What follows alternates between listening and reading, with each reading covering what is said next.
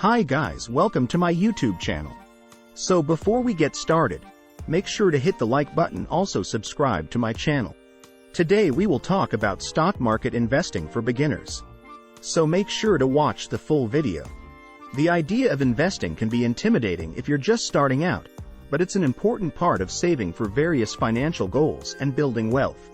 You'll encounter many different market environments throughout your investing life, so don't get too caught up in whether or not now is the perfect time to get started. But before making any investment, it's important for new investors to know what their tolerance is for risk. Certain investments carry more risk than others, and you don't want to be surprised after you've made the investment. Where does stock come from?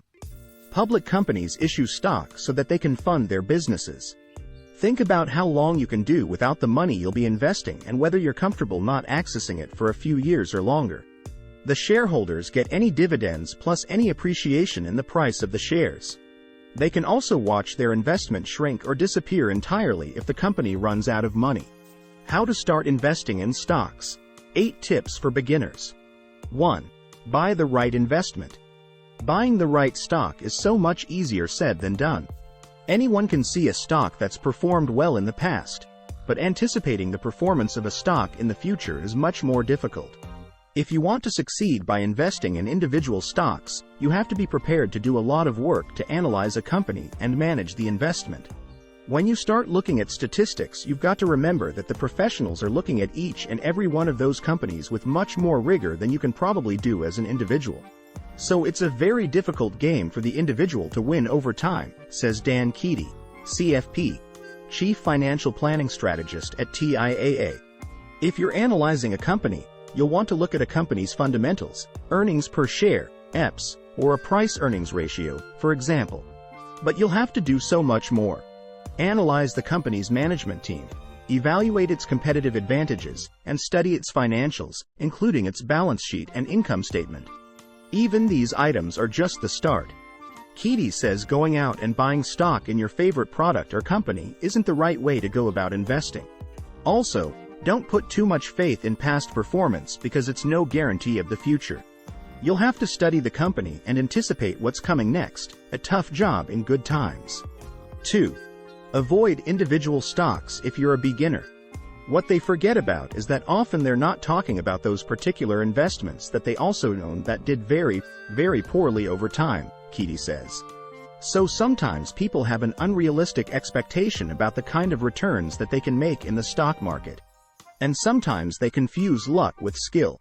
You can get lucky sometimes by picking an individual stock. It's hard to be lucky over time and avoid those big downturns also. 3. Create a diversified portfolio. One of the key advantages of an index fund is that you immediately have a range of stocks in the fund. For example, if you own a broadly diversified fund based on the S&P 500, you'll own stocks in hundreds of companies across many different industries. But you could also buy a narrowly diversified fund focused on one or two industries. Diversification is important because it reduces the risk of any one stock in the portfolio hurting the overall performance very much, and that actually improves your overall returns. In contrast, if you're buying only one individual stock, you really do have all your eggs in one basket. 4. Be prepared for a downturn. The hardest issue for most investors is stomaching a loss in their investments. And because the stock market can fluctuate, you will have losses occur from time to time. You'll have to steel yourself to handle these losses, or you'll be apt to buy high and sell low during a panic. As long as you diversify your portfolio, any single stock that you own shouldn't have too much of an impact on your overall return. If it does, buying individual stocks might not be the right choice for you. Even index funds will fluctuate, so you can't get rid of all of your risk, try how you might. 5. Try a stock market simulator before investing real money. One way to enter the world of investing without taking risks is to use a stock simulator. Using an online trading account with virtual dollars won't put your real money at risk. You'll also be able to determine how you would react if this really were the money that you gained or lost. That can be really helpful because it can help people overcome the belief that they're smarter than the market, that they can always pick the best stocks, always buy and sell in the market at the right time, Keaty says. 6. Stay committed to your long-term portfolio. Keaty says investing should be a long-term activity. He also says you should divorce yourself from the daily news cycle. By skipping the daily financial news, you'll be able to develop patience, which you'll need if you want to stay in the investing game for the long term. It's also useful to look at your portfolio infrequently so that you don't become too unnerved or too elated. These are great tips for beginners who have yet to manage their emotions when investing. 7. Start now. Choosing the perfect opportunity to jump in and invest in the stock market typically doesn't work well. Nobody knows with 100% certainty the best time to get in. Investing is meant to be a long-term activity.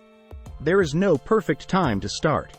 One of the core points with investing is not just to think about it, but to get started, Keaty says. And start now. Because if you invest now, and often over time, that compounding is the thing that can really drive your results. If you want to invest, it's very important to actually get started and have an ongoing savings program so that we can reach our goals over time. 8. Avoid short-term trading. Understanding whether you're investing for the long-term future or the short term can also help determine your strategy and whether you should be investing at all. Sometimes short-term investors can have unrealistic expectations about growing their money. And research shows that most short-term investors, such as day traders, lose money. You're competing against high-powered investors and well-programmed computers that may better understand the market. New investors need to be aware that buying and selling stocks frequently can get expensive. It can create taxes and other fees, even if a broker's headline trading commission is zero. What do you think of our video? Let me know in the comments section below. Also, subscribe to our channel before you go. Thanks for watching.